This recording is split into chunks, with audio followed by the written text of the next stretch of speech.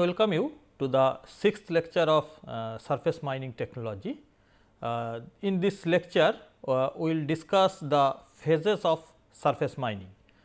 Phases of surface mining means from the very beginning how a mining concept has come and how we carry out that mining and at the end of the mining how we are closing that mining. During this cycle, this total journey is considered as the phases of surface mining. So, as usual, let us just give you the glimpse of the learning background of surface mining technology, then the learning objective of the course surface mining technology, then the learning outcomes, and this is the learning outcomes. These are the textbooks and reference books, and this is the retrospect of the previous lectures. In the previous lectures, we understand the current status of the surface mining not only in India, but also in the worldwide. We have also get some knowledge about the rock and rock mass, mineral ores, deposits, and we have seen that the surface mining can be conducted up to a depth of 1.2 kilometer. We have also understood the mining can be carried out from the surface, from the underground, and their comparisons we have understood, and we have got a detailed knowledge about the stripping ratio, which is basically the ratio of the overburdened rock handled per ton of ore body or per ton of ore or minerals which are being produced by the mine. So, importance of that stripping ratio, how it is basically dictating the choice of surface mining and underground mining, that we have covered in our previous lectures. And objective of this lecture is to know the different phases of surface mining operations, to understand the importance of these phases and how we are concluding the analysis after each phase to go for the next phase or not. So, let us see the phases of a surface mine. A phases of surface mine can broadly be classified in these three parts: exploration phases,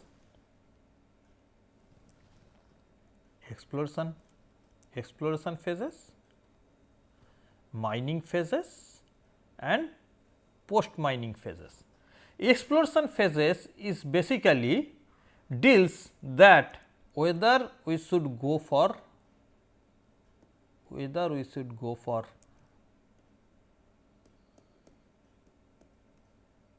mining or not. In mining phases, we basically deals with that how the mining is carried out,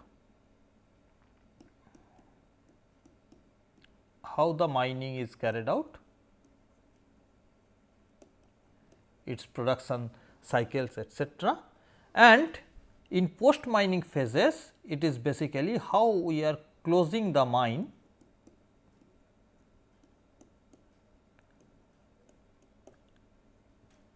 and that has to be carried out properly in this, and the details of those studies are basically discussed here. Now, first the exploration phases. In exploration phases, basically what we carry out here, we carry out the first part is that we carry out the searching of mineral.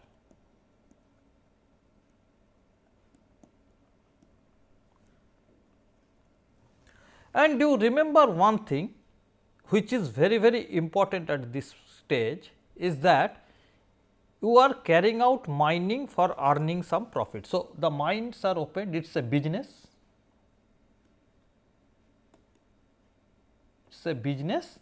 and this business has to be carried out with a profit. So, basically while you are spending your money or on searching, it is basically the investment.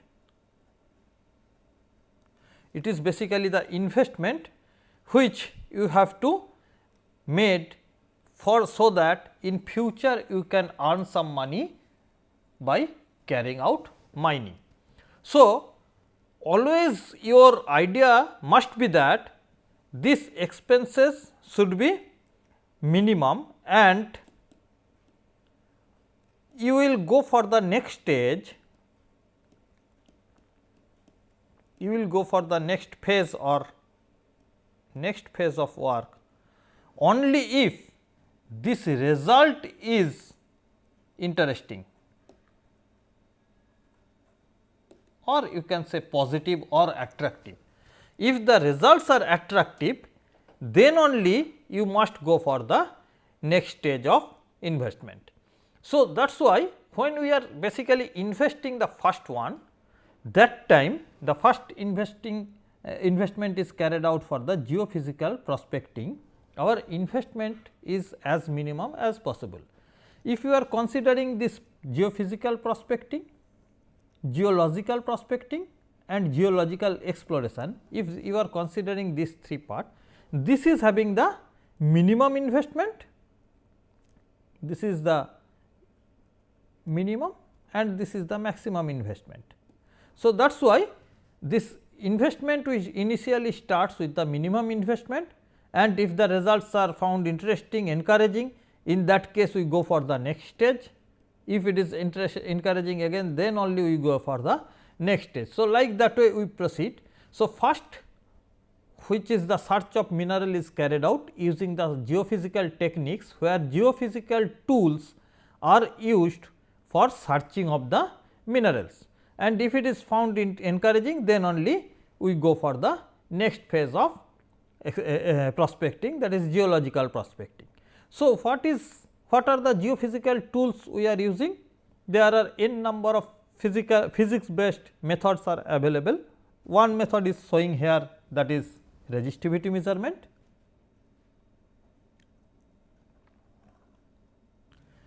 This is the resistivity meter which is used to measure the resistance of the ground. So, we are basically, if this is the earth surface,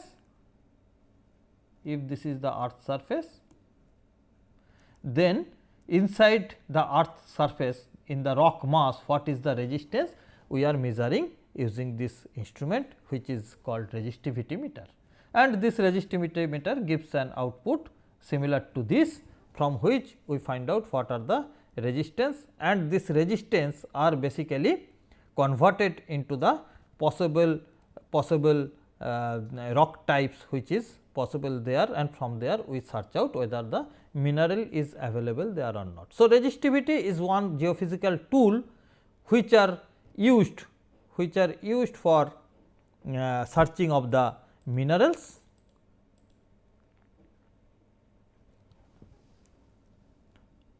These are the different exploration phases: geophysical prospecting,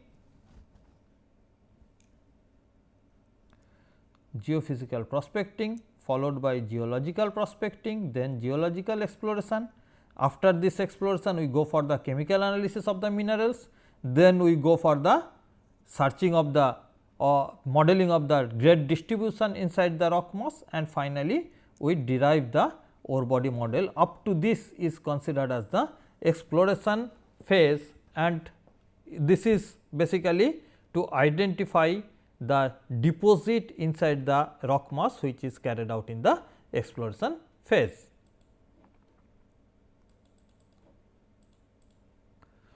Now, the other geophysical tools available are gravity measurements.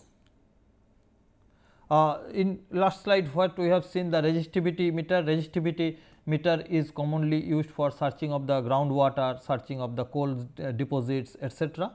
Gravity measurement, where the gravity of the area is measured. If the area is having some heavy minerals deposited in that area, then the local gravity is increased a little bit. So, that little increase in the gravity is measured, and by that way the search of minerals are carried out. Generally chromite mines, magnetite mines, all these mines are which are heavy minerals, these are searched out using this gravity measurement. seismic measurement is carried out. Seismic measurement is carried out very commonly for finding out the seismic velocity of the rock mass. Each and every rock mass is having a distinctive seismic velocity, and by knowing this seismic velocity of the rock mass, we can guess the possibilities of the mineral occurrences there. The main benefit of the seismic measurement is that it can be carried out at kilometer depths also. So, as it is carried out up to kilometer depths also, this is very commonly used for the searching of minerals which are possibly in deep seated. So, that is why seismic measurement is a very common searching technique for the ore deposits. In this case, generally we provide or we generate a seismic wave, and allow that to penetrate through the rock mass, and in every phases where the different mediums are existing, that is reflected back, and this reflected waves are received, and from that signals are analyzed, and based on that it is determined that what is the possible basically mapping is carried out for the whole area, and based on that it is identified what is the possible seismic velocity of that zone, and from that zone it is, if the seismic velocity of this zone which is given in a color code like this, and from that it is identified this is the possible mineral. So, by that way it is basically used, and very commonly it is used for the deep seated deposits. In fact, for the searching of the oil fields, seismic measurement is very common. So, seismic measurements is carried out for the searching of the deep seated one. Also you must remember, using the hammering technique we can penetrate up to a smaller depth. For very deep seated deposits, searching of very deep seated deposits, generally blasting is carried out, and you know blasting is a good source of generation of seismic wave. So, this is another method, geophysical method, which is commonly used for searching of the minerals.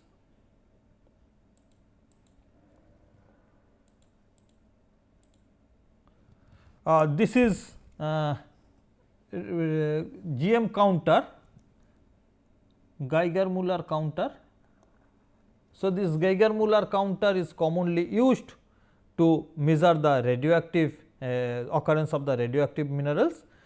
If the radioactive minerals are there, in that case GM counter is used, which is giving the radiation levels, and from that it is we can guess the possibilities of occurrence of radioactive minerals. Another method is also available, that is called ground penetrating radar. This ground penetrating radar, it is basically operating on the just in seismic, the seismic velocity is measured, here the electromagnetic velocity is measured.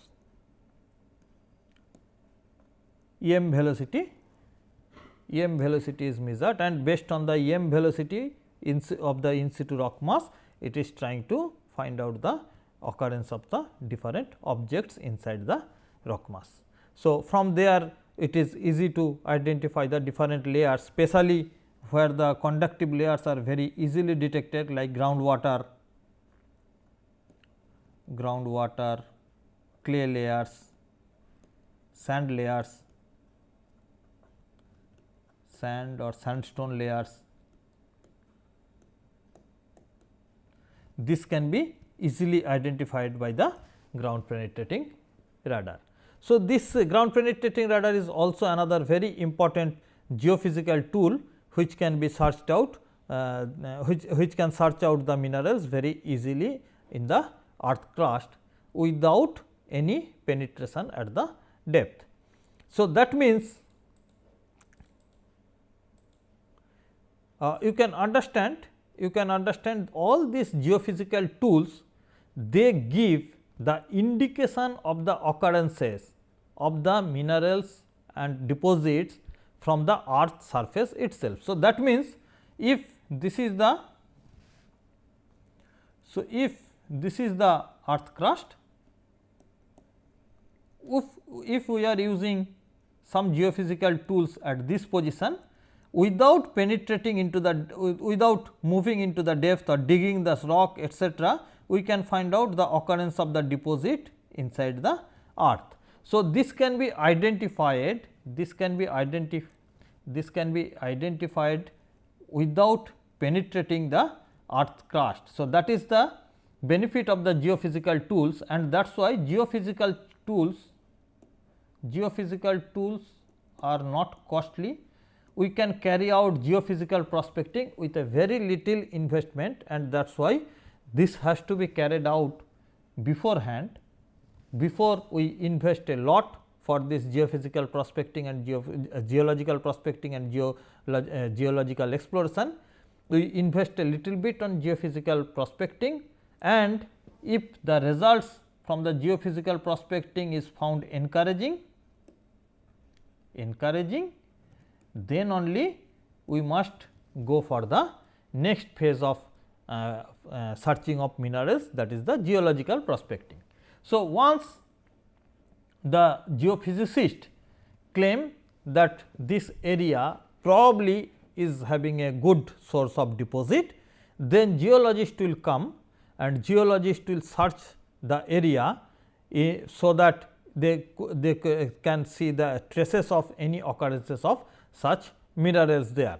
So, geological prospecting is carried out, they carry out the field visit, they search to find out whether any tracing of the deposit is found, or the probability of the occurrences of this hydrothermal depositions or maybe metasomatic depositions, whether there is any indications of those are available or there or not. That is generally tried in geological prospecting, and if they found that in geological prospecting the results are encouraging, they go for geological exploration. So, what they did,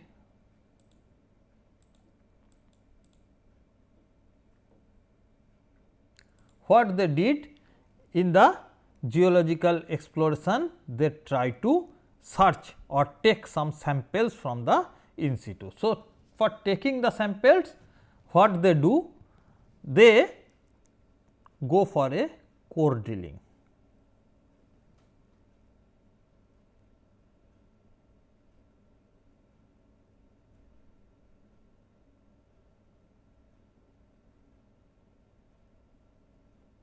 So, they go for a drilling from the surface to the in situ rock mass, and they take out the core, the rock core from this place, and this is the core you can see in the figure. So, after drilling, the rock mass is basically taken out in terms of core. Those cores are properly maintained, and the chronology of the core is properly maintained like this in a core box, and they are analyzed.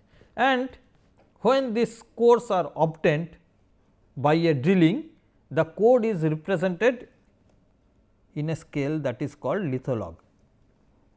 In litholog, you can see this is the surface is indicated as 0, and then each and every thickness is given at this position. This is the different rock types are mentioned.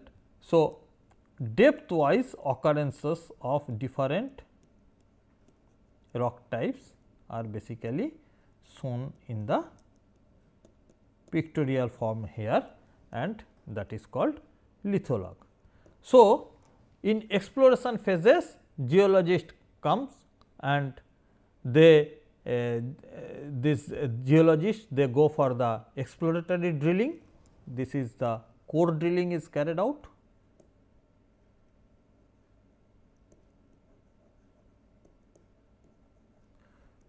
So, this core drilling is carried out, and in this core drilling they take out this cores, and this core are basically represented in a litholog. So, if suppose this is the interesting mineral we are searching for,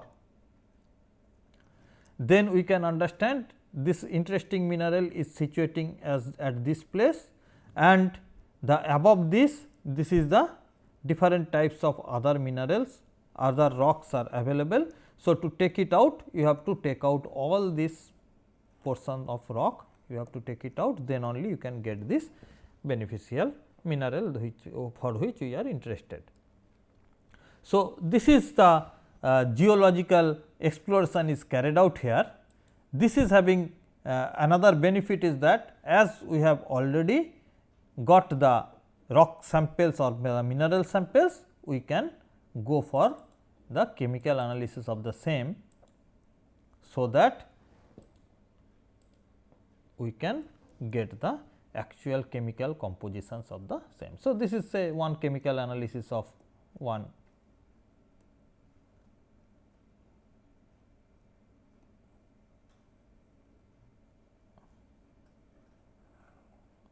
So, this is one chemical analysis of one set of samples which is carried out in this case. So, this chemical analysis you can having the option as the minerals are available with you due to the core drilling, you can go for chemical analysis using direct chemical based analysis, or you can go for XRF, XRD, those are the electronic devices can give you the detailed idea about the chemical compositions of the rocks. So, that is why these are very important, and this exploration phases are very beneficial. In this case you can directly get the idea about the ore body and minerals. So, let us stop this lecture at this point. We can continue this lecture in the next class, where we will get the idea about from the mineral compositions of the ore body, then how we can find out the different we can model out this ore body for the mining purpose. Thank you.